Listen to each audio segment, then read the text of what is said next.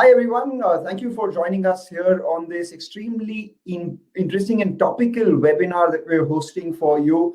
It talks about the highlights of global investing in 2021 and, more importantly, what lies ahead as we sit at the cusp of another new year. We look back at the previous year, the kind of rally that we've seen in markets across the world. But towards the end of the year, things started to get a little jittery, little iffy with inflation coming by, the taper tantrums, some of the liquidity being promised to be sucked out of the system. Will that be as easy to make money in 2022 in the equities or not? We have the best of the best with us. Jim Rogers joins in from Singapore. Alongside that, we have Vinay Bharathwaj, who's the co-founder and co-CEO of Stockal as well. He joins in from Dubai, and me, I'm here from Mumbai. But that doesn't matter because the pandemic has taught us is that work is an activity, not a location. Thanks a lot, Jim and Vinay. Let's kickstart this conversation. We've seen a big rally in both India and US in 2021. Of course, the first half was pretty clean in terms of its moves.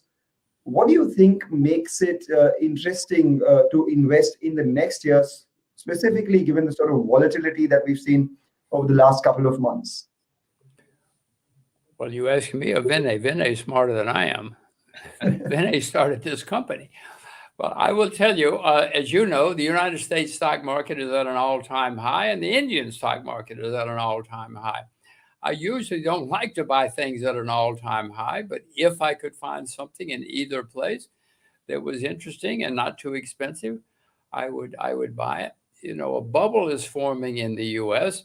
It's not a complete bubble yet because there's still many stocks that have not gone up. But I would suspect that sometime in the foreseeable future, this is all going to come apart. Going to collapse, in other words. Would you be able to quantify the foreseeable nature of this future, as in at what point will it collapse? Because everyone's been talking about a bubble for the longest time. What are the parameters that you will be watching out for, which will denote the beginning of the collapse, if you must? Well, you should ask Stockal. They know better than I do. But my view is that we're going to somewhere along the line, we're going to have a correction. The central banks will panic because they're not very smart people. And then they will print even more money. We will have one last big rally, and that will probably be it. And I would suspect that later in 2022, it will all come to an end. I'm not very good at market timing, but I've seen this movie before, and that's usually the way it works. And these guys love to print money. They don't know any better. They think it's good. I don't, but they do. You've been saying these things ahead of the festive season. A lot of people might find it difficult to, enjoy the season, because if you're talking about things coming to an end in 2022, let's speak to you about these things. I mean, we speak at, just ahead of the Fed event, where the belief is that maybe the commentary will be that inflation isn't as transitory as one thought. It is a little more sticky, and there would be doubling of the taper, and might be a word on increasing rates as well. In light of all these things, do you think the rally across the US and Indian equity markets will continue? Yeah, thanks, Manglam. Good to chat with you as well. I think your experience is like my age, so it'll be good to learn from you. You're right now, yeah. To a large extent, right? So, to answer your question, Manglam, there are like two different aspects to it, right? So historically, when you've seen when the inflation has been at the highest, I think last time when the inflation was pretty high in the US, it was around 1976 or 77, if my memory serves right. And during that time, the market essentially returned about 23-24%. And when you see the historical analysis of the inflation correlation with the S&P 500 output to a large extent, it has been doing pretty decent whenever the inflation is like going up a little bit high. So there is no direct correlation. When the inflation goes high, the market is going to go down to a large extent, right? So from that perspective, history says that that there is a chance that this bull rally might go on for a while. And just to add a little bit of flavor to what Jim mentioned, I think the markets. We have a full-fledged retail participation in the market, which we have never seen in the past. Be it from a US perspective, be it from an Indian market perspective, the number of people who have come onto the markets, the retail investors, it's been like a crazy rally, right? So you take any brokering firm, you see the statistics. There's a whole number of people who are like coming into the market. And and again, that has got to do with the pandemic as well, and we have not seen this kind of a pandemic anywhere in the near past. So all that is like driving the market. New people are coming onto the market. There is a whole sense of euphoria that you can make a decent buck being part of the capital markets to a large extent, be it the US market or the Indian market. So from an overall perspective, the sentiment is like pretty bullish. But we got to wait and see, right? So whether it's going to correct or not. And I don't foresee a crash, like the 2008 event, which is going to happen. But I think it's predominantly going to be like correction, and you just got to have a kind of a yo-yo kind of a movement, and it's going to be a little bit volatile, and that's been the case for the last 2 years. But I don't see a crazy crash or a correction which is going to happen anytime in the near future. Vinay, Go ahead, Jim. Well, Vinay, I want to tell you, I have not sold anything yet. I still have invested in markets around the world because, as I said before, I don't see the total bubble yet that usually happens when you have a market ending. But you just, all the things that happen towards the end, new people come into the market. It happens every time there's a long bull market all over the world. This is nothing new. And SPACs. SPACs have been around for 300 years. Yep. But every time it's the end of a long bull market, here come the SPACs again. All of these new people say, I have discovered this new thing called the stock market, and it's so much fun, and you can make a lot of money, and it's easy. It's easy to make a lot of money. Now that's what people are saying these days about the crypto market, Jim, not stock market to a large extent. That's a different can of worms. We'll open that at a later time in this conversation. But Jim and Vinay, I come to you first, Jim, before I go to Vinay on this one, because you guys are talking about the way a lot more people have entered the markets thinking it is very easy. My question to you is this time different than what it was in the past? And I ask this because of the advent of technology. Earlier, it wasn't as accessible to enter the stock market, but now not only do you have the access, but you also have a serious amount of knowledge or a serious amount of information, which is extremely easy. You just go ahead, type in the company name on Google, and you get reams and reams of research, which is enabling people to make slightly better decisions than what maybe the previous generation of investors did. So do you think to that extent, this rally or this influx of investors in the equity markets through Robinhood in the US and through the multitude of apps that we have here in India, and I'm sure across the world as well, is this time different, Jim? The most dangerous words I know in the investing world are, this time it is different. It's not ever different. When you hear people say this time it's different, you better run. You better run as fast as you can. But I will say, yes, it's getting easier. I mean, look what Vinay's done. It's brilliant what he's done. It became possible for Indians to invest, and he took advantage of it. That's great. That's what entrepreneurship is and investing is all about. So my hat is off to him. I commend him for doing that. And again, I am not selling yet. I expect it used to be in my early days, the rule was when they raise interest rates 3 times, 1, 2, 3, that's when you get out. Well, we have inflation now. They will start raising interest rates before too much longer. But if the first time they raise interest rates, it will scare people. But that's not a time to get out. You have to wait until interest rates really start going higher and markets get really crazy and everything goes higher. And then you sell out. I mean, that's what I'm planning on, but who knows? Ask Vinay. Vinay, go ahead.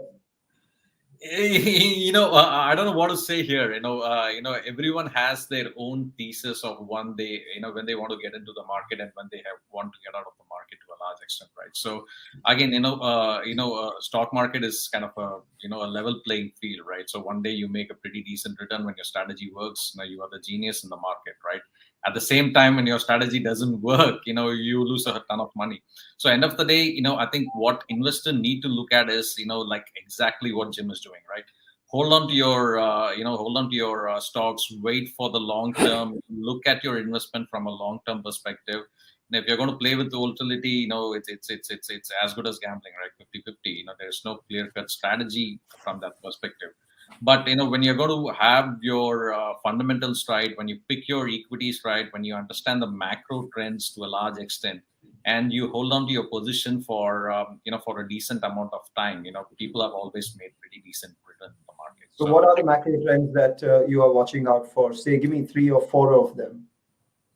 So from a macro perspective, obviously the Fed the rates, that is going to be like Jim mentioned, that's going to be one of the things to watch out for. And obviously how the pandemic is going to shape up. We saw the Delta variant, which had a decent impact, but it didn't have that much of an impact on the market. But the moment a new variant was announced, there was a correction, there was a dip in the market, and a pretty decent dip from US market and the Indian market. So I think these two are going to be a short-term driving force to a large extent. But I think Jim might be the right guy to give a global macro view as to what all to look out for when you want to enter into the market. Jim, what is the global macro view? And while you talk us through the macro view, what is the micro view in terms of what sector should one be in to protect their capital? Well, the global macro view is that they're printing money. This has never happened in world history, that so many central banks have printed so much money and $6 trillion. governments borrowed so much money and spent so much money. Never. This has never happened in world history like it's happening now. And look out the window. Markets are booming because there's all this money going around, as I say. I haven't sold anything yet because I see they continue to print money. Now, as to what to watch for, well, first of all, I should say, Vinay said that you have to hold a long time. Yes, and most of my investments I have never sold. I like to buy things and never sell it. But Vinay, I expect the next bear market, whenever it comes, will be the worst in my lifetime. And I think I'm older than you, so it's going to be the worst in your lifetime too. In 2008, we had a big problem because of too much debt. With Vinay, since 2008, the debt, oh my gosh, the debt everywhere, even India, even China, everybody has increased their debt by staggering amounts. So the next bear market has to be really bad. Now, I'm not trying to scare people. I'm just telling you a few facts. The debt is so very, very high that I would suspect the next time it's going to be bad. So, but if you're prepared, I mean, if you speak to Stockal and they explain things to you, you will be prepared, and you'll be okay. You'll survive, and you might even make money. In the 1930s. Let me speak on behalf of all those people. Vinay, how do you protect yourself currently? I mean, where do you put your capital? Jim said he's not sold yet, but were he to sell, what are the areas where he should keep the money? Would you recommend he stays in cash? Would you recommend he stays in debt? Or in equities, there are some safe haven places? So, to answer you there, Manglam, so if you look at the rally which has happened in the last 2 years in the US market, right, it is like pretty much driven by the large cap companies in the US, predominantly Fangam and these kind of guys, right? The large tech companies have been driving the rally to a large extent, right? So when you come down, away from the Fangam and look at the mid cap opportunities which are like present in the US market. Now you take a sector like healthcare. The obesity rate in the US is like on a all-time high, right? So, and you take care, and the pandemic is like coming into the equation. So you take care of, look at, opportunities in pharmaceutical and healthcare to a large extent. They are like pretty decent companies which are like available at very cheap multiples, right? So that is something which could be looked upon. And then you look at the whole new, the electric vehicle revolution, which is like happening. Apart from Tesla, you take, Tesla's outliner, you take out Tesla, then there's a whole set of new age companies, who are like trying to, get into this market, sustainable energy to a large extent. People are looking at it in a very, very, active space. So, if you have a long-term, horizon for your investment, and you pick and choose, companies which are fundamentally right, and, which goes with the overall sentiment of the people, then you can make a pretty decent buck. There's a lot of opportunities like which are like, available, in the mid-cap segment in the US, which people just need to dig into it, right? So there's a lot of companies which are available, with a good multiples there. And what are the other buying opportunities that you eye, Jim? You said you're not selling, but are you buying? And if yes, what? Well, as I look around the world, bonds everywhere are the highest they've ever been in world history. So that's a bubble. That's clearly a bubble. If you look at property in many places, New Zealand, Korea, parts of India, that's a bubble. If you look at stocks, some stocks are beginning to form bubbles. I mean, Apple goes up every day. 10 cent goes up every day. Some of these Samsung, some of these stocks never go down. So some stocks are starting to find a bubble. The only asset class that I know that is not a bubble is, commodities. Silver is down 60% from its all-time high. Sugar is down 60 or 70%. These are not bubble numbers. So I would prefer to look at areas such as commodities. Now, whether you buy the miners or the whatever you buy, that's where I see the best opportunities. And I see opportunities in things that have been beaten down. As you know, travel, tourism, transportation, exactly. Many of these things have been beaten down. Throughout my career, if you find things that are beaten down, you often find opportunities. I know we're not going to take the boat to London in the future. We're probably going to fly to London in the future. Right. So some of these things like airlines or restaurants, there are probably greater opportunities, and that's where I am looking. Commodities, beaten down things, or something new. Vinay spoke about electric vehicles. Yeah, if you can find the right companies, most of them are very expensive. But remember, if they're going to be electric cars, and apparently there are, remember, electric cars use several times more copper than do regular cars. They use lithium and lead and nickel and things like that. So maybe the best way is to play, if you cannot find a good company, is to find the people that supply the electric cars. I've seen advice out there. Just to add to what Jim said, he made a pretty, awesome point there, right? So now you don't need to, cherry pick stocks here. There are like a whole bunch of thematic ETFs which are like available in the market. There's like a silver ETF, there's like, lithium battery ETF, there's like copper-based ETF, there's like an electric vehicle ETF, there's AI ETFs, there's robotic ETFs. So there's a whole bunch of, thematic ETFs which are like available in the market, right? So, if you want to play it, a little bit safe, I think ETF could be a pretty good option for investors to, look at. You can see the trend, exactly how, Jim said. So, you can have those ETFs and you can invest in those ETFs. So it's diversified. You have a pretty decent set of companies. It's thematic. So you know where you are investing in. So, that might be a pretty good option for, investors to look at. Which is what my point was, whether is this time different because of the multitude of opportunities available to people. Earlier back in the day, one didn't have these thematic ETFs, etc., for people to diversify their risks as well. But having said all of this, Jim, would you say that the cryptoverse, if you must, is a bit worrying because if it goes higher from here, then or it's all well and good. A lot of the money will get out of equities, go into cryptos. But were it to crash, a lot of people do call it a bubble, etc. Will there be a collateral damage on the equity markets? When crypto crashes, is that what you Yep. said? Yeah. Well, I will confess to you, I have never bought nor sold a crypto. I wish I had bought. I wish I'd bought a lot of things a long time ago. I did not. My view of cryptos is, yes, they will crash. They will collapse eventually. I don't know when. And when they do, a lot of people are going to lose a lot of money. But that, as I said before, that always happens at the end of a big new bull market. A lot of new people come in and talk about how much fun it is and how easy it is. And when the cryptos crash, many people will say, it's fraud. I will never invest again as long as I live. And some who invest in stocks will say the same thing. Now, maybe I'm wrong.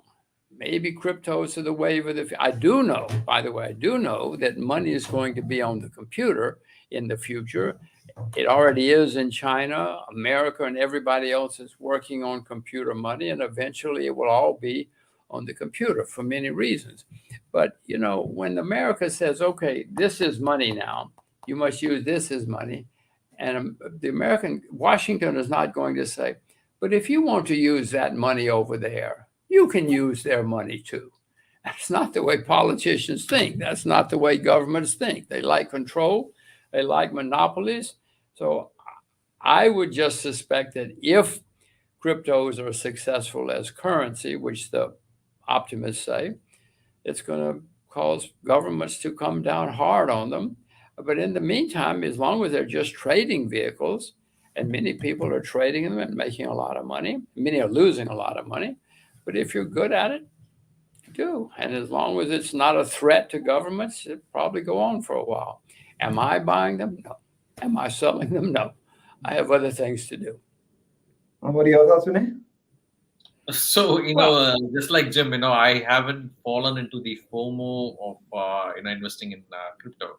Because if I'm investing in anything, there needs to be something which I understand, which needs to be fundamentally driven, right? So what is happening to a large extent from a crypto perspective, there is no fundamentals to why a crypto, value goes up or goes down. It is either, completely driven by probably technicals to a large extent, or, just a punt, a whole bunch of people are making in the market. So from that perspective, I feel little uncomfortable investing in crypto. But having said that, if at all you want to have some level of exposure into crypto, and again, it's still going to be pretty volatile and dangerous, is you can look at options wherein there's a new ETFs which are like come out in the US, where the ETF is based on a crypto index to a large extent, and you can have some level of diversification by investing in that, if at all you want to be part of that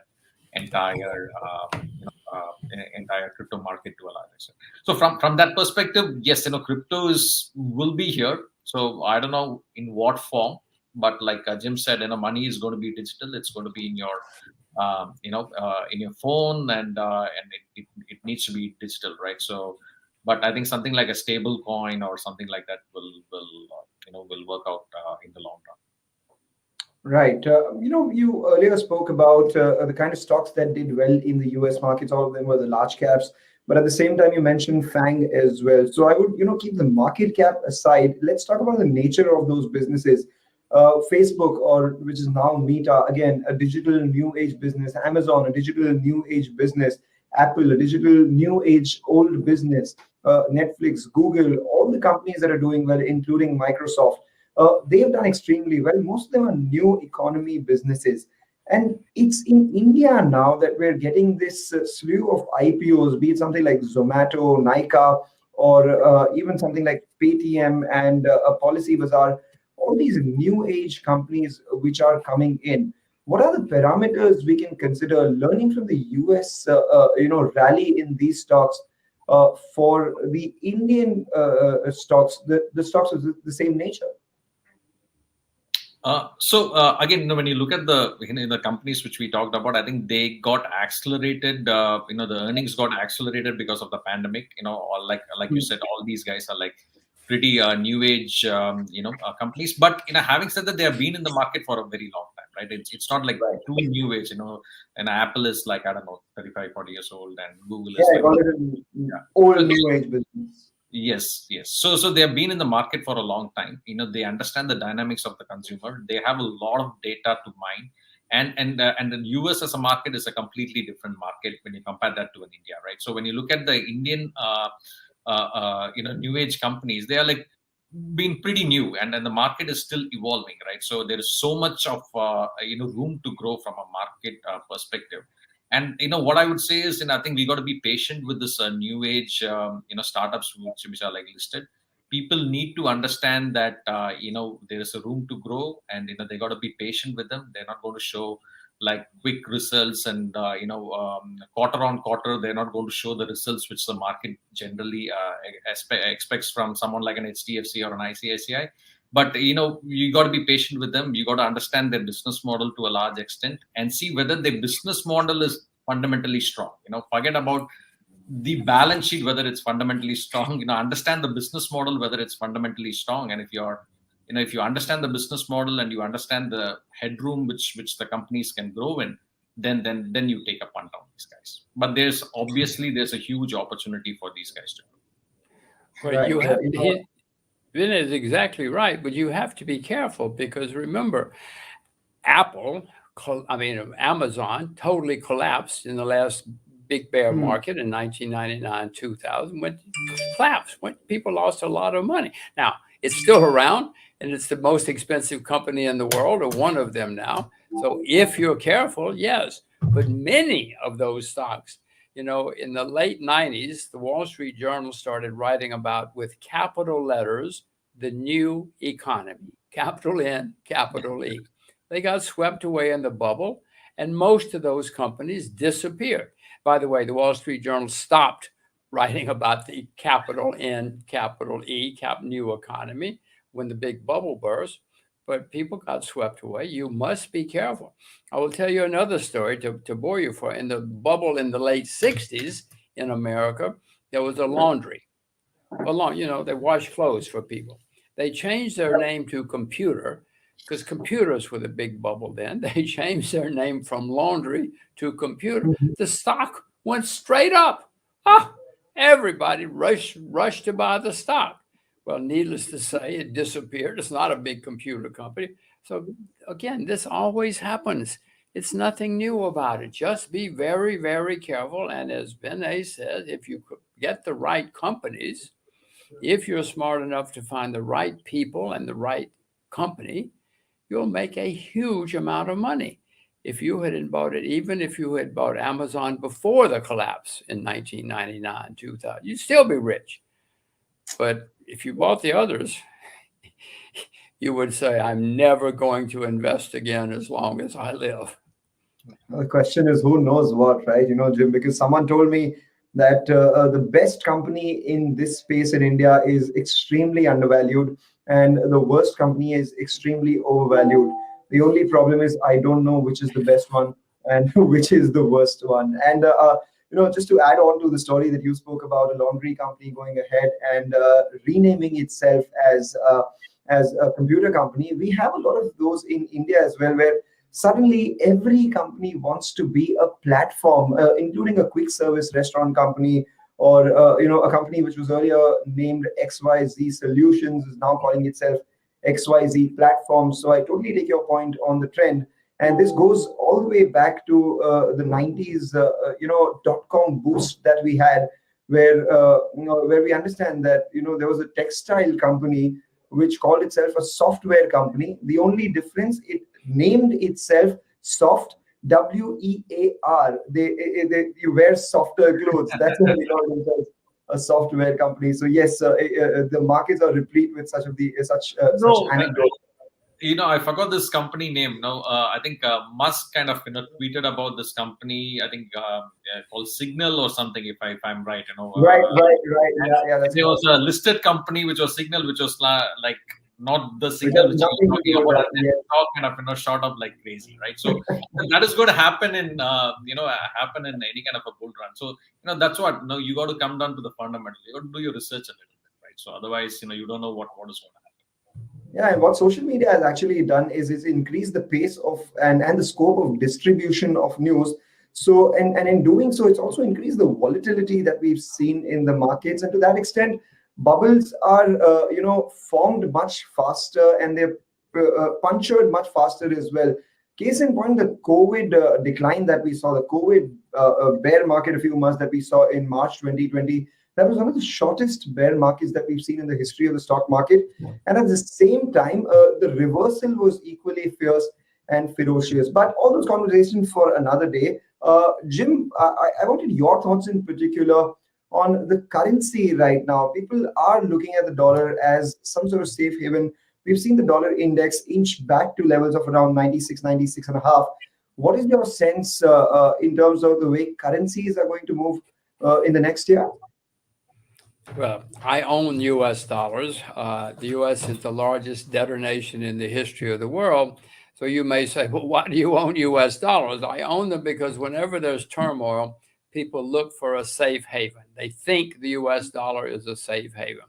So when things get bad, people will rush into the dollar. It will get overpriced. And I hope I'm smart enough to sell it at that time because it is a terribly flawed currency. No currency stayed on top forever. And the U.S. dollar, I mean, I'm an American, so I don't like saying it, but the U.S. dollar is certainly coming to an end sometime in the next few years. And if it gets overpriced, I hope I will sell it. Now, if you're a foreigner, if you're an Indian or any other nation, and you own U.S. dollars and it goes higher and higher, you'll make money. Just be careful because nothing goes on forever. I can remember when the pound sterling was the world's reserve currency. Well, the pound sterling is nowhere near the world's reserve currency anymore. I don't know. What do you think will replace the dollar if the dollar has to die? Will it be crypto? What do you think will replace the dollar if the dollar has to die? I was afraid you were going to ask me. I don't know at this point. I have some possibilities. I mean, I will certainly, I told you, I will be buying more silver and more gold in the future. But I don't think they will replace the U.S. dollar.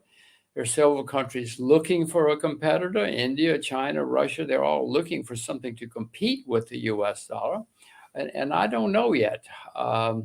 Might be the Chinese currency, but that's crazy because it's a blocked currency right now. You can't buy and sell it. So it's certainly, unless something changes dramatically. So I'm looking. I assure you, I have to worry about questions like this every day. I don't have an answer yet. I do own a lot of U.S. dollars, and that's my answer at the moment.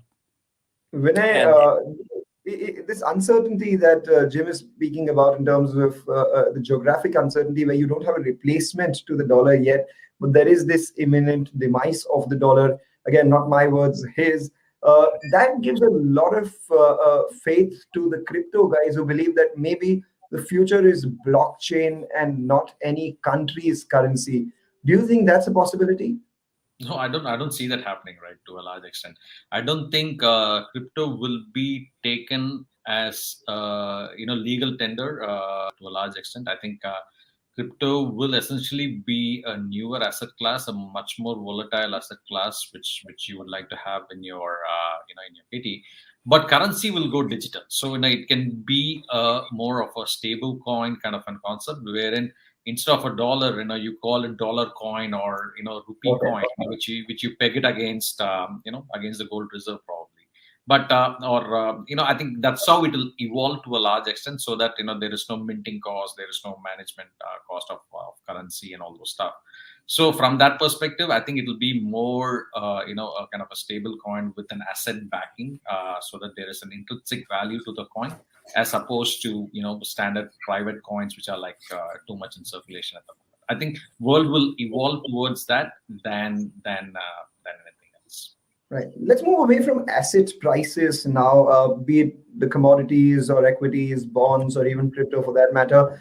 Let's talk about real economy. Jim, what are your thoughts on the way the economy of the world will move forward in 2022, especially given the fact that the pandemic has caused a fair amount of structural changes?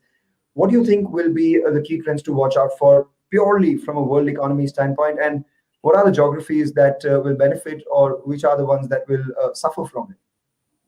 You should ask Stockal. Don't ask me. They know more than I'll I ask do. both of you all. Well, the things that I'm watching out for, and who knows if I'm right, I'm certainly watching inflation. The government keeps saying, don't worry.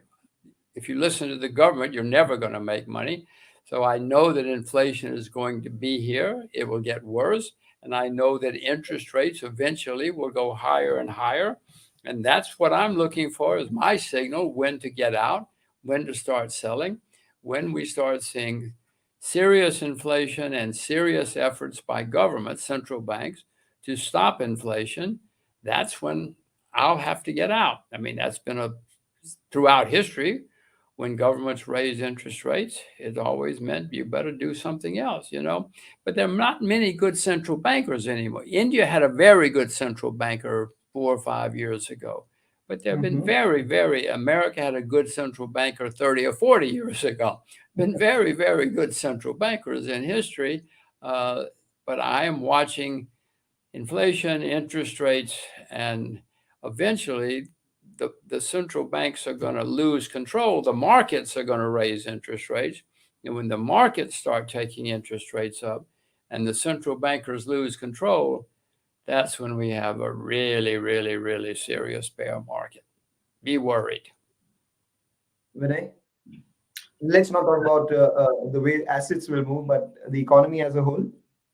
The economy as a whole, I think, like I said, right. I think in the near foreseeable future, I think we are going to have a pretty optimistic view on the markets, right? Pandemic has given a lot of woes to people, right? So they have lost job, it's like pretty stressful being in this pandemic for the last 2 years. So people generally look out for other avenues to get their highs to a large extent. So I think stocks, stock market, and crypto is offering that avenue. Coupled with the fact that the ease of doing transaction, ease of opening a brokering account, and again in the bull market, we are in a bull market, so all that are like adding up to the fact that there is a overall bullish sentiment from a sentiment perspective. I'm not even getting into the macro or fundamental level. From a sentiment perspective, there is a bullish overview on it. And I think we just got to wait and watch, right? So no one has gone through this cycle ever in the past. So I think we are just learning from what we understood from the past. But future is always different, right? So we'll wait and watch as to how things evolve. But I think you got to keep an eye on the inflation. But history says that with inflation, the returns were also pretty decent. So it's I think you got to wait and watch. But what I would say is invest in companies and sectors which you understand, not what you get tips from others. You got to understand the basic fundamental of the particular business where you are investing in, understand the macro level to some extent, and then have a pretty decent diversification on your portfolio, right? So even if the market crashes to some extent, if you have a little bit of a hedge with a silver or a gold, from an ETF format or a direct commodity format, or have a hedge with some of the larger companies, then your portfolio won't hurt that much. Stock investing is all about minimizing your loss than maximizing your return. So if you work on that principle, then I think you can tide the wave whenever it happens. Right. Last couple of questions before I let you. Vinay, your thoughts on corporate earnings? How are earnings likely to pan out in 2021? No, I think the last 2 quarters, if you've seen, again, when you look at the large cap and pretty much most of these corporates, they have been showing a pretty strong earnings, right? So they have been quarter on quarter, they have been showing pretty decent earnings, and I think it will go on for at least another couple of quarters for sure. I don't see that there's going to be a dip, because we are still in the middle of a pandemic. Still, the world hasn't opened up. Still, we have a new variant. I don't know how that is going to pan out. And, all the logic as how those companies worked, when the first wave, second wave, third wave happened, holds true even today. So from that perspective, I think for the next two to three quarters, I think we are going to have a pretty decent earning. Especially again, you got to look at banks and stuff with inflation coming in, rate of interest will go up, so they might post a pretty decent return as well. So these are the sectors which you got to just look at. All right. And Jim, I always wanted to know your view on oil now, because in the past you've been pretty bullish on it, but at the same time, now things fundamentally changing with regards to electric vehicles coming in. Maybe the demand for oil may not be as much. In that regard, what are your thoughts on crude? Well, known reserves of oil continue to decline, and they have for a while. The fracking bubble came along, and we got more crude for a while, but then the fracking bubble has burst now. I mean, fracking's still around, but it's not like it was before. So reserves, known reserves, continue to decline all over the world. Yes, we're having new sources of energy, but I wouldn't sell oil, not now, because unless you're a trader or something, because known reserves continue to decline, and we got to have more energy. People don't like coal, but look out the window. You want electricity, you got to have coal, you got to have oil, and that's going to go on for a while. But I want to go back to something Vinay said, because it's extremely important. He said, if you know what you're investing in, if you stay with what you know, you will probably be okay no matter what happens. If you listen to hot tips, you're going to lose everything. But if you only invest in what you know, you're going to be okay. Even if things get bad, you will know what to do. But if you bought something on a hot tip and things get bad, you don't know what to do. And so you're going to suffer. Now, everybody wants a hot tip. Everybody wants to be rich this month, including me. I want to be rich this month. But I tell people, okay, stay away from hot tips. And they say, okay, we will stay away from hot tips, but just give me just one hot tip, one hot tip. And I'm saying, listen to Vinay and stay with what you know. The circle of competence, that's what everyone talks about, right? And holding on to your horses, the emotions in a market like this would do much better than anything else. So a final question to both of you all. We start with Jim. Jim, I will give you $100 for you to manage in 2022. How would you split that up? Where would you put, what kind of money would you put? I'd go to the beach. For $100. If I had $100, I would go to the beach and have a wonderful time for 2022. No, if I had to only buy one thing in 22, it would be an agricultural ETF. I would buy RJA on the New York Stock Exchange.